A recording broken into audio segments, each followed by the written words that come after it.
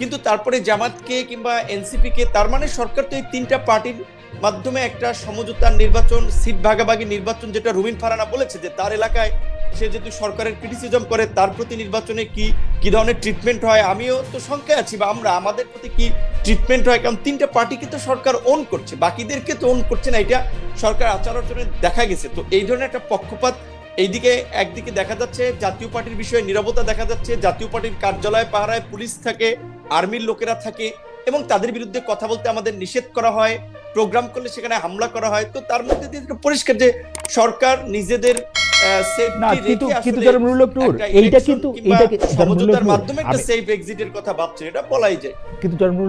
আমি কিন্তু এই প্রশ্নটা আপনাকে একটু পরে করতে চাইছিলাম, কিন্তু এখন একটু করতে বাধ্য হইতেছি, যে সেটা হলো যে আপনার উপরে কারা আঘাত করছে, কারা মারছে, ভিডিওতে এই ছবিটা কিন্তু স্পষ্ট। সেখানে আপনারা কিন্তু মামলার উদ্যোগ নিয়েছেন জাতীয় পার্টির এগেনস্টে, জাতীয় পার্টির নেতাদের বিরুদ্ধে, এবং জাতীয় পার্টির এগেনস্টে মামলা করার ক্ষেত্রে বা জাতীয় পার্টির অফিস গিয়ে আপনারা ভাঙতে গেছেন, যেইটা আমরা নুরুল হক নূরে আগে কখনো দেখি নাই, বা অভিমুখে আপনি যাত্রা করতে গেছেন। এটা একটা এক্সিকিউটিভ সিদ্ধান্ত হবে। আপনি যদি মনে করেন সেই এক্সিকিউটিভ সিদ্ধান্ত এক্সিকিউটিভ কর্তৃপক্ষের করতে হবে, আপনারা তাদের দিকে যাবেন। আপনারা জাতীয় পার্টির দিকে গেলেন কেন? মানে এবং জাতীয় পার্টিকে মানে মানে এইটা এইটা এইটা এইটা এইটা কি এই কাহিনীটা কি খুব সরল নাকি? নুরুল হক নূর, আপনি জানেন যে আপনাকে আমি অনেকদিন চিনি, আমি কিন্তু আমার এই প্রশ্নটা করতেই দিছে, আপনি কি কারণে দিয়ে সেট আপ হইলেন যে এটাই আমি বলতেছি খালেদ ভাই। এইখানে প্রথমত মিডিয়ায় হয়তো বিষয়টা সঠিকভাবে তুলে ধরতে পারে না। দেখেন, আমরা ওই দিন প্রথম একটা মিছিল করে আমাদের মিছিল সমাপ্ত করেছি, তারপরে যখন জাতীয় পার্টির মহাসচিব এবং চেয়ারম্যান তারা যখন সংবাদ সম্মেলন করে আমাদের বিরুদ্ধে কতগুলো মিথ্যা এলিগেশন দিলেন যে তারা জাতীয় পার্টির কার্যালয় দখল করতে আসছে, প্রস্তুতি নিয়েছে। আসলে আমাদের প্রথম মিছিল তো পিসফুলি শেষ করেছে, আমাদের এই ধরনের কোনো ইন্টেনশন ছিল না। তাহলে তো এই গণ অভ্যুত্থানের 1 বছর পরে কেন আমরা দখল করতে যাবো? এটা তো শুরুর দিকেও করতে পারতাম যদি আমাদের ওই ধরনের ইন্টেনশন থাকতো। দ্বিতীয়ত, এই 1 বছরে আমাদের গণ অধিকার পরিষদের কোনো নেতা কর্মীর বিরুদ্ধে এই ধরনের কোনো মব তৈরি করা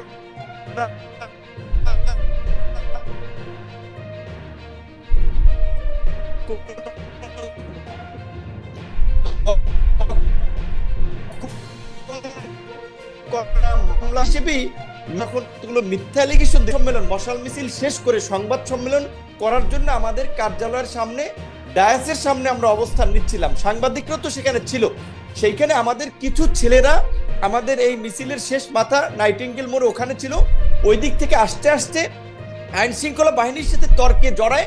সেইখানে তাদের উপরে অ্যাকশন করতে করতে তারা আমাদের কার্যালয়ে আসে এবং আমাকে যেভাবে টার্গেট করে বাঁশ দিয়ে, লাঠি দিয়ে, মানে যেভাবে আক্রমণ করেছে, এটা পরিষ্কার ছিল যে তাদের একটা সেদিন একটা কিলিং মিশন ছিল, এবং সেই হামলাটা চালিয়েছে পুলিশ এবং সেনাবাহিনী। সেখানে পুলিশের পক্ষ থেকে বলা হয়েছিল ডিএমপির কোনো নির্দেশনা ছিল না, আর্মির পক্ষ থেকে বলা হয়েছে। আমরা অবাক হয়েছি, এবং আমরা যতটুকু জানতে পেরেছি এখানে এই জাতীয় পার্টিকে যারা পৃষ্ঠপোষকতা করছে, আর্মির মধ্যে একটা অংশ যারা আওয়ামী লীগকে কামব্যাক করাতে চায়, তারাই এই ঘটনাটি ঘটিয়েছে। আমি মামলা করি নাই, এখানে আমাদের একজন ছাত্র নেতা জাতীয় পার্টির বিরুদ্ধে মামলা করেছে। আমি আইনজীবী, মানবাধিকার সংগঠনের অনেকের সাথে কথা বলেছি, তারা বলেছে যেহেতু একটা বিচার বিভাগীয় তদন্ত কমিশন হয়েছে, আগে দেখেন সেই কমিশনটা কি রিপোর্ট দেয়, তারপরে আপনি মামলা করেন। তো আমি ইতিমধ্যেই আইনজীবী সহ মানবাধিকার সংগঠনের কর্মীদের সাথে কথা বলেছি যে প্রয়োজনে প্রতিষ্ঠান হিসেবে যদি আর্মির বিরুদ্ধে মামলা করে লাগে, কারণ এটা তো হোল আর্মি ইনভলভ না, আর্মির কমান্ডিং অফিসার যারা সেদিন ছিল তারা ইনভলভ, তাদের শাস্তি নিশ্চিত করার জন্য যদি আন্তর্জাতিক অপরাধ আদালতে হেগেও যাওয়া লাগে আমরা সেটা হেগে যাব। যেমন গুম খুনের বিচারের দাবিতে আমরা যেমন আয়নাগরের বিরুদ্ধে সোচ্চার ছিলাম, এই ঘটনায় যারা জড়িত ছিল তাদের বিচারের দাবিতে আমরা সোচ্চার আছি এবং থাকবো। জাতীয় পার্টির সাথে ওই দিন আমাদের কোনো সংঘর্ষ হয় না, এটুকু আমি আপনাকে বলে রাখি, এবং কোনো ক্ল্যাশও হয় নাই দুই পক্ষের ওইভাবে।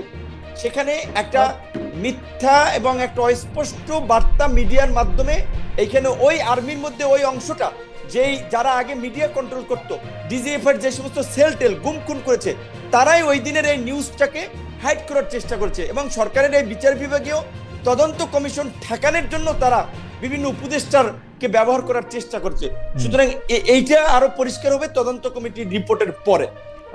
তদন্ত কমিটির রিপোর্টের পরে, তাহলে আপনি এই বিষয়টাতেও আপনি একটু মন্তব্য করেন যে জনাব সাবের হোসেন চৌধুরীর গ্রেপ্তার, জামিন, তার বাসায় উপদেষ্টাদের বৈঠক একটি ক্লিন ইমেজের আওয়ামী লীগ গঠন করার বা একটি মাইনাস শেখ হাসিনা আওয়ামী লীগ গঠন করার কোনো প্রক্রিয়া হিসেবে এটা আপনি কি দেখেন কিনা, যেটিকে ব্যারিস্টার রুমিন ফারহানা একটি প্রক্রিয়া হিসেবে দেখছেন বলছেন? না, অবশ্যই। যেখানে আপনার এই মিটিংটাকে ধরেন সরকারের আইনের ভাষায়ও যেহেতু আওয়ামী লীগকে সরকার নিষিদ্ধ করেছে, আমরা একটা ফ্যাসিস্ট শক্তির বিরুদ্ধে আন্দোলন সংগ্রাম করে পরাজিত করেছি, যে প্রধানমন্ত্রী দেশ ছেড়ে পালিয়ে গেছেন, সেই দলের এই গণহত্যায় অভিযুক্ত, মানবতা বিরোধী অপরাধে অভিযুক্ত একজন নেতা, এবং তিনি গ্রেপ্তার হয়েছিলেন বিদেশিদের মধ্যস্থতায়, তাকে জামিন দেওয়া হয়েছিল, আবার তার বাসায় আপনার এই রাষ্ট্রদূতদের মিটিং, এবং সেটা সরকার উপদেষ্টারা বলছে এটা স্বাভাবিক করতেই পারে। তার মানে তো এটা অবশ্যই সরকার উপদেষ্টাদের এখানে একটা ইনভলভমেন্ট আছে, এবং আমাদের এটা দুর্ভাগ্য যে আসলে এই জন্যই আমি শুরুর দিকে বলেছিলাম যে এটা একটা অত্যন্ত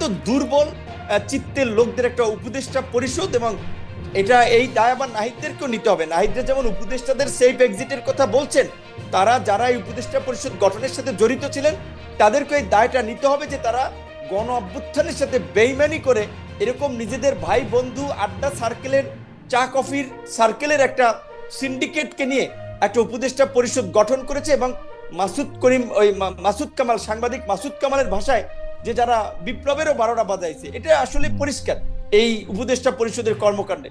এটা আমাদের জন্য দুর্ভাগ্য যে আমরা রক্ত দিয়েছি, লড়াই করেছি, সংগ্রাম করেছি, নিজেদের জীবন বিপন্ন করেছি, কিন্তু এই ধরনের একটা দুর্বল, একটা অকার্যকর এবং অযোগ্য উপদেষ্টা পরিষদ আমরা পেয়েছি।